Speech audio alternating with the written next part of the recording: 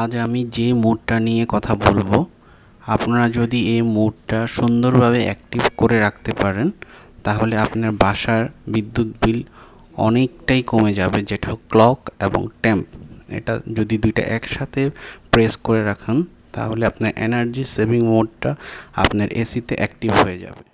আসসালামু আলাইকুম। অনেকে জানতে চেয়েছেন যে এনার্জি সেভিং মোডটা আসলে কতটুকু কার্যকরী। তো আমরা যারা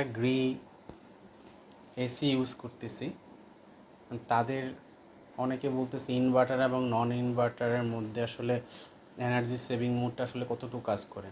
আমার বাসা যেহেতু আমি ইনভার্টার এসি লাগিয়েছি, সো আমি ইনভার্টারটা নিয়ে কথা বলবো। তো ইনভার্টার এসির যে রিমোটটা, এটা মডেল ভেদে আসলে ডিফারেন্ট হয়ে থাকে। তো আমার যেহেতু এই মডেলটা, আমি আমার ভিডিও ডেসক্রিপশনে আমি মডেলটার নাম লিখে দিব। এটা 1.5 টন একটা ইনভার্টার এসি। তো আসলে রিমোট থেকে কীভাবে এনার্জি সেভিং মোডটা অন করে এবং এটা আসলে কাজ কিভাবে করে আমি সেটাই আজকে দেখাবো আপনাদের।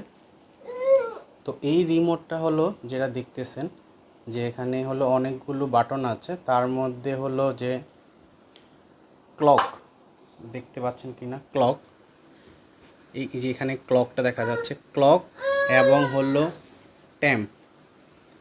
ক্লক এবং ট্যাম্প এই দুইটা একসাথে যখন আপনি হলো প্রেস করে রাখবেন তখন এনার্জি সেভিং মোডটা চালু হবে। আমি আমার এসিতে এখন যেই অবস্থায় আছে, যেটা হচ্ছে 26-এ দেওয়া আছে, বাইরের ওয়েদার এখন চলতেছে 39। আমি আমার রুমের টেম্পারেচার 26-এ রেখে আমি হালকা করে আমার রুমের যে সিলিং ফ্যান, আমি সিলিং ফ্যানটাও ছেড়ে দিয়েছি। এতে করে আমার দুইটা জিনিস লাভ হয়। এক হলো আমার বিদ্যুৎ সাশ্রয়ী হয়, আর এসির উপরে প্রেশারটা কম হয়। আসলে বিদ্যুৎ বিলটা কেন বেশি আসে?